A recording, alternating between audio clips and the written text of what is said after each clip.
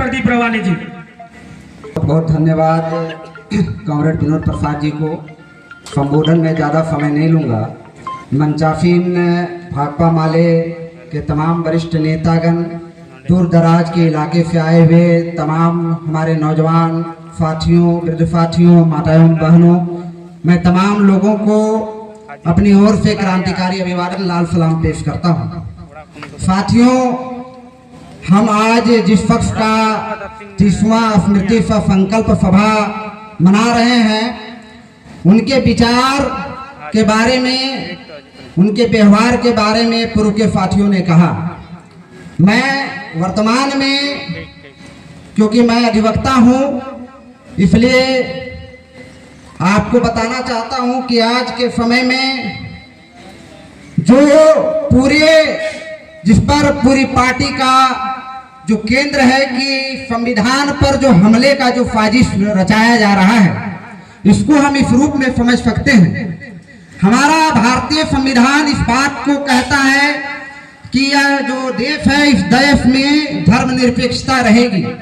अभी हम वर्तमान में देखे होंगे जो हमारे देश के प्रधानमंत्री हैं नरेंद्र मोदी जी, इनका चीफ जस्टिस ऑफ इंडिया जी के घर पे जाना गणेश चतुर्थी के दिन, ये जो एक परंपरा जो हमारे देश के अंदर विकसित हो रही है, यह देश के संविधान को, देश के अंदर जो न्याय तंत्र, स्वतंत्र न्याय तंत्र है, न्यायपालिका है, उसको कहीं ना कहीं जाकर अपने अधीन करने की जो साजिश रची जा रही है, उसको लालच और उसको अपने अंदर एक दबाव देकर जो रचने की साजिश है, इसके खिलाफ जो हम लोगों को प्रतिरोध करने की जो जरूरत है, आज की स्मृति और संकल्प सभा में सबसे पहले तो हम लोगों को इसके लिए तैयार होना चाहिए।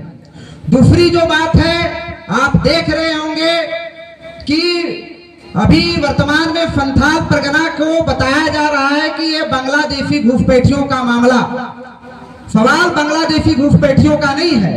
ये जो धार्मिक और सांप्रदायिक उन्माद फैलाने की जो साजिश रची जा रही है, इसको समझने की जरूरत है।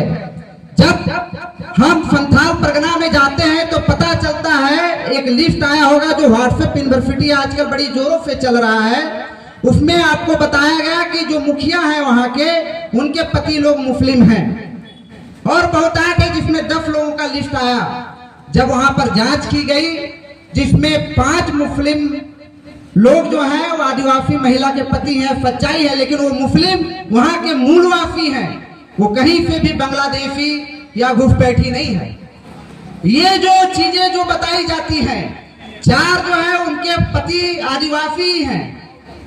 ये जो हम लोगों के मन के अंदर जो ये सांप्रदायिकता का, ये उन्माद का जो भावना पैदा किया जा रहा है, एक तरह के जो नई राजनीतिक परिस्थिति पैदा की जा रही है, इसके खिलाफ अगर हम एकजुट नहीं होते हैं और इसके खिलाफ अगर हम संघर्ष करने के लिए तैयार नहीं होते हैं, तो निश्चित तौर पर यह जो वातावरण आज हमको मिला हुआ है, यह जो धार्मिक आजादी या सांस्कृतिक आजादी या हमारे लोकतंत्र के द्वारा हमारा जो अधिकार बना हुआ है, ये कहीं ना कहीं हमारे ऊपर हमले होंगे और हम उसमें कोई भी नहीं बचेगा। कोई एक व्यक्ति जो चाहेगा कि हम बच जाएं, ऐसा नहीं होता है, क्योंकि धर्म का जब नफा चढ़ेगा तो वो अपने भी घर जलेंगे। एक तो ये सवाल है। तीसरा हम कहना चाहते हैं कि वक्फ बोर्ड पर बड़ा मसला चल रहा है। मुस्लिम संप्रदाय वाले लोग हैं, समझते हैं वक्फ बोर्ड की क्या है, वो एक कमेटी है जो उनके धार्मिक मसलों का, और जो उनके लोग हैं अगर वो स्वेच्छा से अपनी संपत्ति वक्फ बोर्ड में देना चाहते हैं, जो उसके धार्मिक बढ़ाने के लिए, धार्मिक चीजों के लिए इस्तेमाल किया जाता रहा है पूरे भारत के अंदर। क्योंकि आप अभी देखिएगा कि जीएम लैंड का एक हम लैंड बैंक बना दिया गया, तो जहां जहां संसाधन है और जहां जहां वक्फ बोर्ड की संपत्ति है, वो जो जमीन है, मुख्य मकसद है उस जमीन पर कैसे सरकार अपना कब्जा ले और उसको कैसे निजी हाथों में दे, ये प्रमुख सवाल उस वक्फ बोर्ड का है, बाकी कोई मसला नहीं है।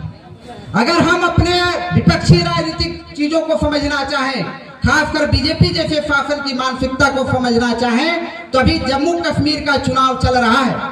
यहाँ पर वो धर्म का सवाल उठाता है, संप्रदाय का सवाल उठाता है। जरा जम्मू कश्मीर के उसके चुनाव प्रचार पर ध्यान दीजिए, उसके बैनरों और पोस्टर तो उर्दू लफ्ज का वो इस्तेमाल कर रहे हैं। ये क्या बताता है?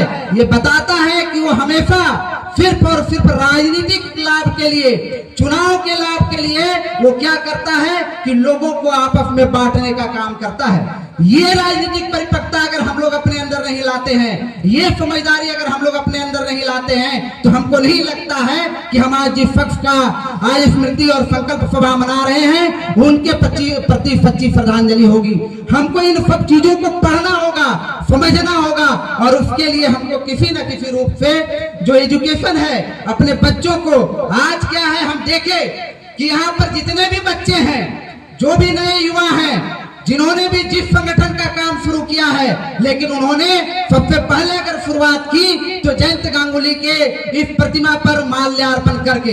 इसका मतलब है कि आप उसके विचारों को मानते हैं, लेकिन जब व्यवहार पर बात आती है लागू करने की, तब आप पीछे भागते हैं। ये जो सवाल है, यहाँ पर जितने भी संगठन के लोग हैं, वो जब जब यहाँ से शुरुआत के डाड़ी प्रखंड के अंतर्गत मैंने देखा है कि वो जयंत को इग्नोर करके आगे नहीं बढ़े, जयंत गांगुली के प्रतिमा के ऊपर माल्यार्पण करके आगे बढ़े हैं। इसका मतलब है कि अगर इस क्षेत्र में किसी ने राजनीतिक धार बनाया है, किसी ने सामंती जुल्म और शोषण के खिलाफ कोई मजबूत और परचम लहराया है, तो जयंत गांगुली की विरासत है, जयंत गांगुली की विचारधारा है। और इस विचारधारा को चाहे कोई भी संगठन का लोग हो, उसको इग्नोर करके आगे नहीं बढ़ पाता है। इसलिए उसकी मजबूरी होती है कि वो जयंत के प्रतिमा पर माल्यार्पण करके आगे बढ़ता है। हम कहना चाहते हैं इस मंच से कि अगर हम युवाओं को संगठित होना है तो उसको विचारों को आत्मसात करना होगा। एक मजबूत, अगर आपके पास विचार नहीं होगा, एक सही जानकारी आपके पास नहीं होगी,